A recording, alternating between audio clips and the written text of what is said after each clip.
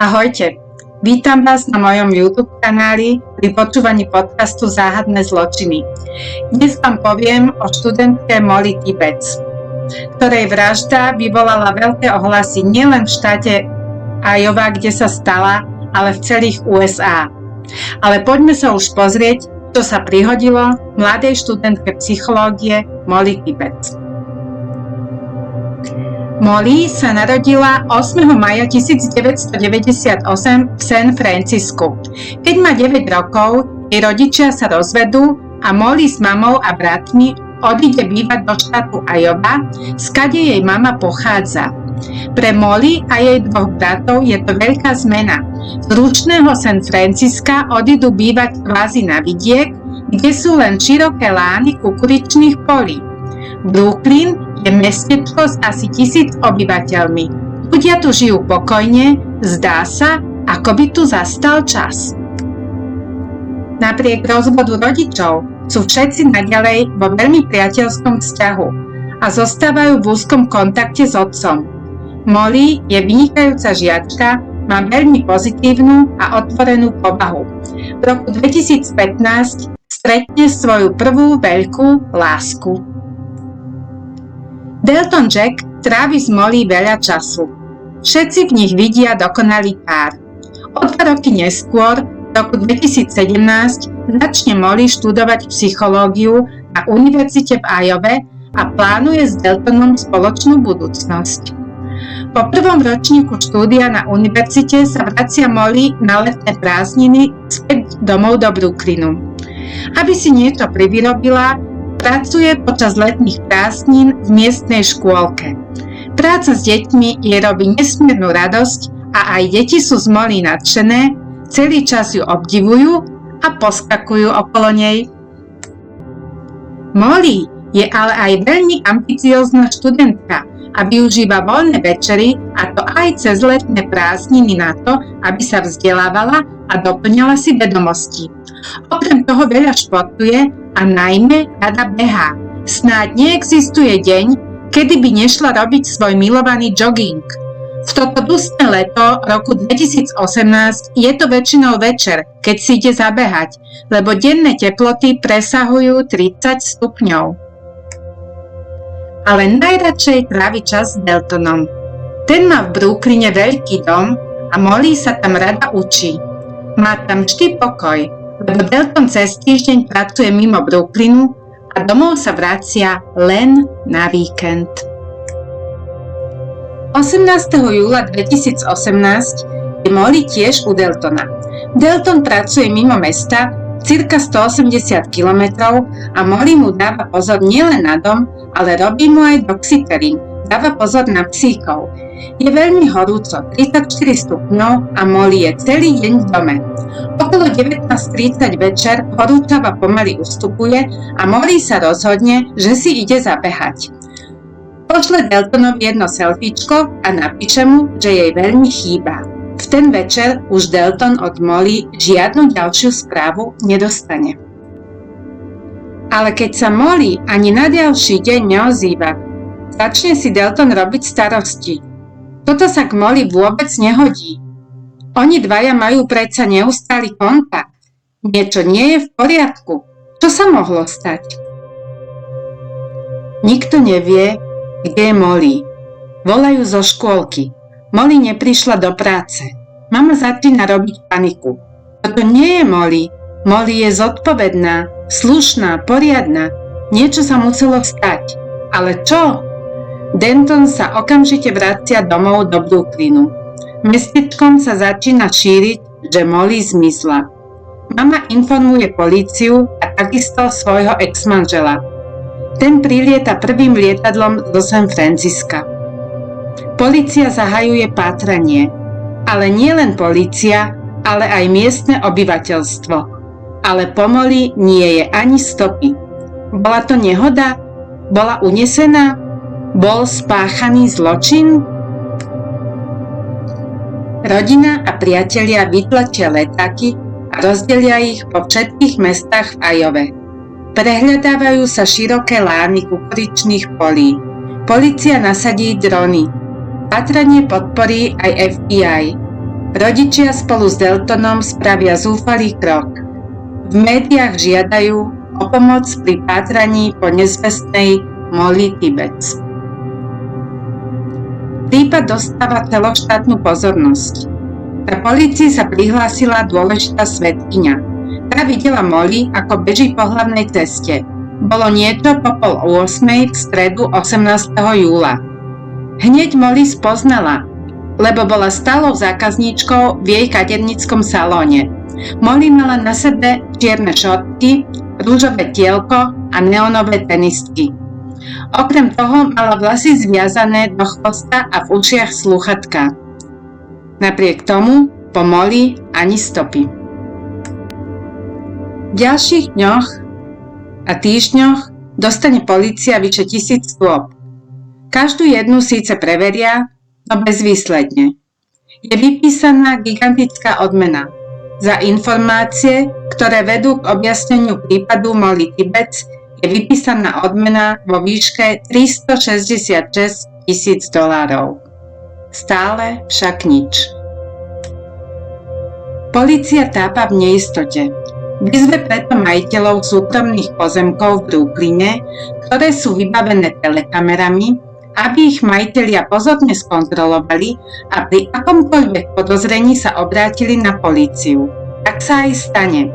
Jeden z obyvateľov Brooklynu si všimne na zázname svojej telekamery niečo nezvyčajné. Večer 18. júla 2018 o 19:45 beží akási žena okolo domu. Podľa opisu je to Molly. Videopáska však ukáže viac. Len 20 sekúnd po nej sa objaví čierny Chevrolet Malibu, ktorý ženu očividne sleduje. Pohybuje sa totiž nápadne pomaly v smere jej behu. Polícia zabaví všetky videá aj zo susedných domov, aby mohla zrekonštruovať pohyb a trasu bežkyne a vozidla. A tu je to. Zásah do čierneho. Na 3 videách je vidno, ako Chevy pomaly bežkyňu sleduje. Na 4. videu už bežkyňu nevidno, ale Chevy vyráža veľkou rýchlosťou do protismeru a mizne z uhla telekamery. Komu patrí vozidlo? Kto je vodič? Toto zistí polícia rýchlo. Na druhý deň pri cestnej kontrole zahliadne policajná hliadka čierny Chevrolet a skontroluje vodiča. A zistí, že vodič nevie ani slovo po anglicky. Policajt si zavolá kolegu hovoriaceho po španielsky a vodič môže odpovedať na otázky. Volá sa John Butt. Na otázku, či vie, kto je Molly Tibbetts a či má poznatky o jej zmiznutí, odpovedá, že nevie, kto je Molly a nevie nič o jej zmiznutí. Je to čudné, lebo nie len celý Brooklyn alebo Iowa, ale celé USA hľadá Molly. Ale dobre, polícia ho nechá ísť. Prečo? Je tu podozrenie a polícia si chce Butta najprv preveriť. Je to jeho auto, ktoré Molly sledovalo? A keby bola Molly náhodou nažive, môže ich Butt u nej doviesť. Na druhý deň polícia Johna Butta zaistí a predvedie ho k výsluchu. Výsluch je vykonaný za prítomnosti tlmočníčky, ktorá je tiež členkou policajného zboru. V trestnom konaní sa vždy kladie dôraz na odbornosť tlmočníkov, lebo právnická reč a terminológia je úplne odlišná od reči hovorovej. Výsluch teda začína. A v zápätí sa policajti dozvedajú novú skutočnosť. John Butt sa vôbec John Butt nevolá. Ide o vymyslenú identitu. Chlapec, ktorého zaistili, Christian Baena Rivera, pochádza z Mexika a do USA prišiel pred 7 rokmi ako 17-ročný tínedžer. Odvtedy tu žije ilegálne. V USA a najmä v južných štátoch je to úplne bežný jav. Žijú tu a pracujú bez povolenia tisícky imigrantov, najmä z Mexika. Pracujú na veľkých farmách, lebo tu vlastné pracovné sily vždy vítané.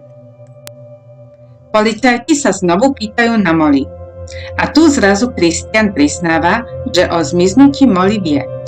Dokonca ju v ten večer aj videl. Videl ju, ako beží.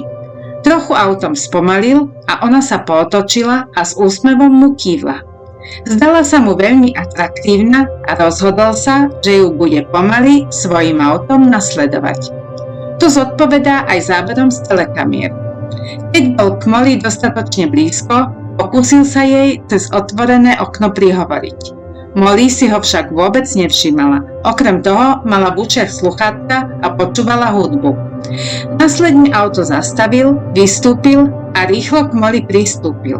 Najprv sa vystrašila, vytiahla si z uší sluchátka a požiadala ho, aby ju nechal na pokoji a aby zmizol. Keď ju nepočúval, vytiahla telefón a vyhrážala sa mu, že bude okamžite volať políciu. Následne došlo medzi ním a Molly ku krátkemu zápasu a Molly ho údajne začala udierať. Teraz chce ale polícia vedieť, čo sa stalo potom. Lenže Christian sa prizná, že od toho momentu, ako spolu začali zápasiť, si absolútne na nič nespomína. Rozzúril sa na Molly, keď sa mu vyhrážala, že zavolá políciu, a ešte viac sa rozzúril, keď ho udrela. Priznal sa, že toto sa mu už v minulosti stalo niekoľkokrát. Keď je rozzúrený, dostane blackout. Okno. Na nič si nepamätá. Policajtov zaujíma preto jeho prvá ďalšia spomienka po tomto blackoute. Ďalšia spomienka je tá, že sedí za volantom svojho auta a veľkou rýchlosťou sa ženie preč z Brooklynu. Na svojich kolenách vidí slúchatka, ktoré mala Molly predtým v ušiach. V tomto momente mu došlo, že má telo Molly Tibbetts v kufri svojho auta. Christian počká, kým sa zotmie, zoberie ju na plecia a položí ju uprostred kukuričného pola a zakryje ju úlomkami rastlín. Výsluch teraz trvá už viac než 10 hodín. Celé týždne hľadali priatelia a rodina Molly. Mali stále ešte nádej, že je nažive. Túto nádej však 21. augusta 2018 načisto stratili. Po súdnej obhliadke je isté. Molly zomrela ešte v ten istý večer, ako bola videná naposledy. Príčinou smrti je viacnásobné bodné poranenie. Celkovo ju bodol páchateľ 10 krát, a to do oblasti hrudníka a hrdla, a jedno vbodnutie je na úrovni ľavého ucha. Christian ostáva vo vyšetrovacej väzbe. Na scénu nastupujú kriminálni technici. Prehľadajú Christianov byt, dúfajúc, že nájdu vražednú zbraň. Márne. Vezmú si pod lupu aj jeho auto. V kufri nájdu stopy a vzorky DNA sú zhodné s DNA Molly. Čo sa týka možného sexuálneho motívu a možného znásilnenia, vzorky DNA na Mollynom tele boli v čase nálezu tela znehodnotené vysokými teplotami a tak, aj keď boli vyhodnotené a našli sa určité zhody so vzorkami DNA Christiana, mali takú nízku výpovednú hodnotu, že nemohli byť pripustené ako dôkazy pred súdom. Vyšetrovatelia sú si istí, že majú proti Christianovi dostatok dôkazov na to, aby mohol prokurátor vzniesť obžalobu za vraždu prvého stupňa. Polícia má aj istý motív. Keďže sa Molly vyhrážala Christianovi, že na ňo zavolá políciu, a keby tak spravila, má Christian vážny problém. V krajine je ilegálne a bol by okamžite deportovaný späť do Mexika. Aj keby si len všimla jeho poznávaciu značku a oznámila jeho správanie polícii, hneď by zistili, že je tu ilegálne. A tomu sa chcel Christian vyhnúť. Christian mohol prepadnúť panike a dobodať ju. Tento prípad dostane pozornosť nielen médií v celej krajine, ale aj tých najvyšších miest. V roku 2018 je americká politická scéna rozpoltená. Americký prezident Donald Trump stavia múr na hraniciach USA s Mexikom a je silný odporca imigrácie. vraždu Molly Tibbetts použije ako odstrašujúci prípad správania sa mexických imigrantov. Začiatkom roku 2019 je Christian Baena Rivera obžalovaný za vraždu prvého stupňa spáchanú na študentke psychológie Molly Tibbetts. V prípravnom vypočúvaní pred sudcom vyhlási, že nie je vinný. Na to vyhlási jeho obhajca, že Christian odvoláva v plnom rozsahu celé svoje priznanie, ktoré vyslovil pred vyšetrovateľmi v prípravnom konaní. K tomu ho vedú viaceré dôvody. Výsluch nebol vykonávaný v súlade so zákonom, lebo mu neboli prečítané jeho práva v plnom rozsahu. Okrem toho je tu aj rečová bariéra a v protokoloch chýbajú celé časti rozhovorov medzi klientom a tlmočníčkou.